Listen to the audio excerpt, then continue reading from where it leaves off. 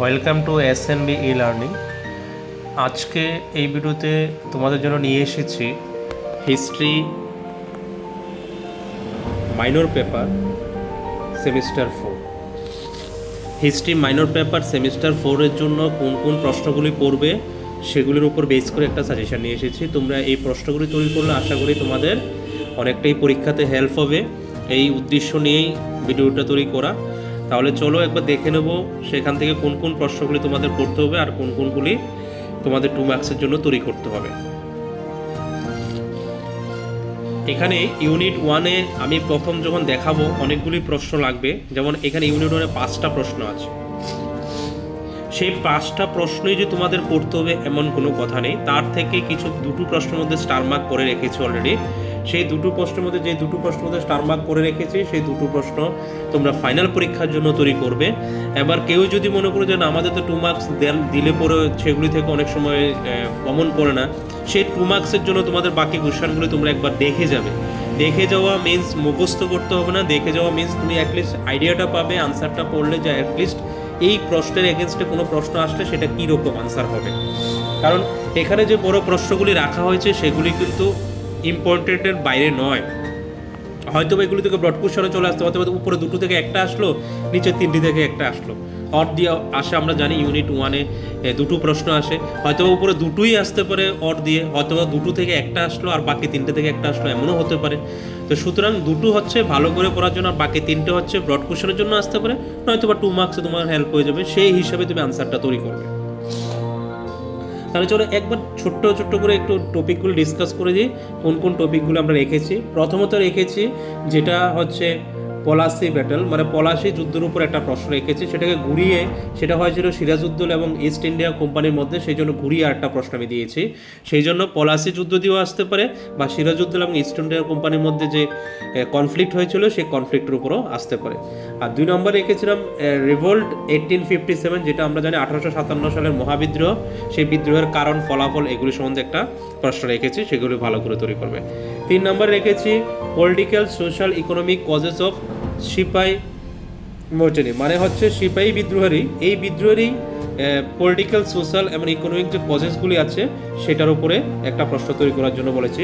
কিন্তু এখানে একটা কথা বলবো, এখানে টাইপ করতে গিয়ে এখানে অ্যাকচুয়ালি এই প্রশ্নটা একই প্রশ্নের আন্ডারে আসে, সেটা অড দিয়ে হবে।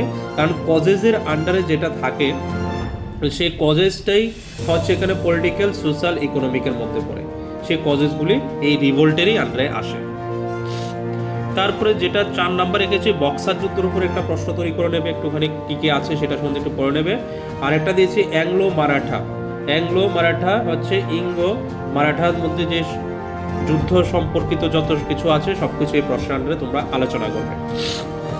তাছাড়া একটা কথা বলে রাখি, এখানে সবগুলি প্রশ্ন যদি আমি দিই তাহলে তোমরা অনেককে ভয় পেয়ে যাবে, কিন্তু আমি আনসারের মধ্যে অ্যাংলো মারাঠা ছাড়াও আরও 2-3টে টপিক আছে, সেগুলো আমি এক্সট্রা করে পিডিএফে যে নোটস তৈরি করেছি সেই নোটসের মধ্যে দিয়ে দিয়েছি, তাতে অ্যাটলিস্ট তোমরা সিলেবাস ওয়াইজ যে টপিকগুলো তোমাদের ভালো করে দেখলে তোমাদের 2 মার্কসগুলির জন্য হেল্প হবে। কারণ 2 মার্কস 6টা আসে, 2 করে 12 নাম্বার একটা বড় প্রশ্নের সমান। সেখান থেকে যদি 4 থেকে 5টা প্রশ্ন যদি কমন পড়ে যায় তাহলে আমার এখানেও কিন্তু একটা বড় প্রশ্নের নাম্বারের অনেকটা চলে আসে। তো সেই জন্য সেই উদ্দেশ্যে এখানে 5টা ছাড়াও পিডিএফ আরও এক্সট্রা টপিক ধরে ইউনিট ধরে কিছু কমন কোশ্চেনের আনসারও দিয়ে রেখেছি, যাতে স্টুডেন্টরা একটু পড়ে আইডিয়া নিতে পারে। তারপরে চলো ইউনিট 2 থেকে কি রেখেছি।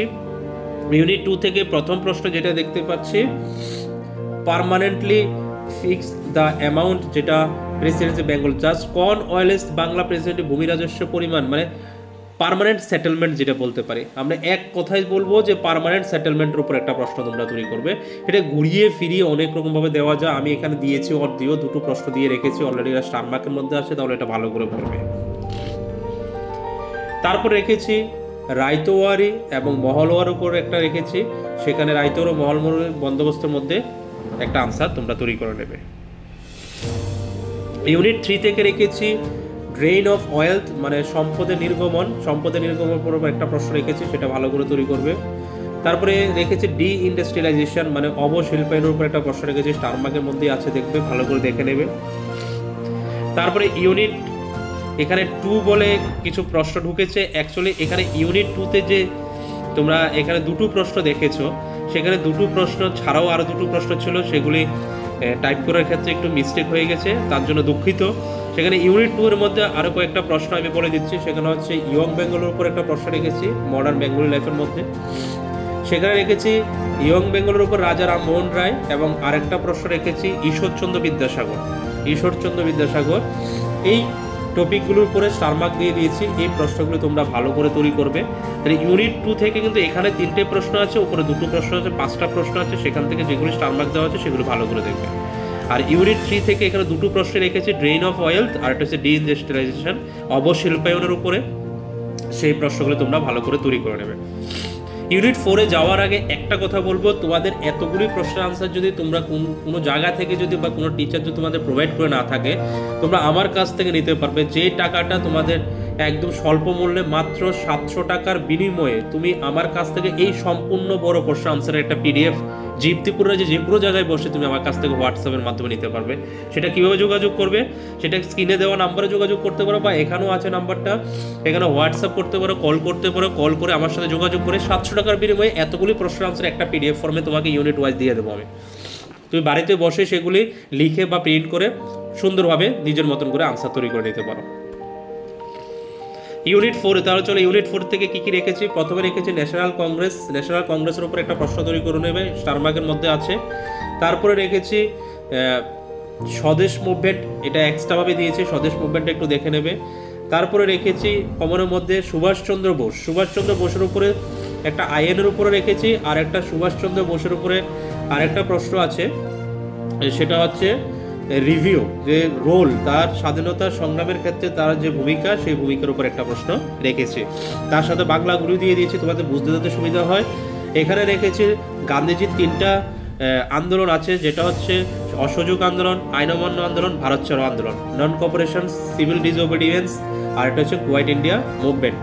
এগুলোর উপরে একটা প্রশ্ন, 3টে প্রশ্ন রেখেছি। এগুলোর আনসার থেকে 2 মার্কসে আসবে, তোমরা এগুলি ভালো করে তৈরি করে নেবে। আর এক্সট্রাভাবে একটা নেভির উপর একটা কোয়েশ্চেন দিয়েছি, অনেক সময় এখান থেকেও 2 মার্কসে কোয়েশ্চেন করে দেয়, সেটাও রেখে দিয়েছি আমি এখানে। তারপর লাস্টের দিকে আরেকটা প্রশ্ন আছে, যেটা সিভিল ডিসওবিডিয়েন্স, আমি বলেছিলাম একটু আগে, আইন অমান্য আন্দোলন।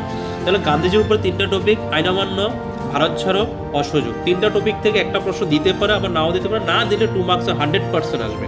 আর স্টার মার্ক যেগুলি করে দিয়েছে এগুলি থেকে তো অবশ্যই দেখবে সুভাষচন্দ্র বসু আর একটা ন্যাশনাল কংগ্রেস। এইভাবে যদি তোমরা পড়াশোনা করে নাও, আশা করি তোমাদের মাইনর পেপারের মধ্যে ভালো মার্কস তোলার ক্ষেত্রে কেউ আটকাতে পারবে না।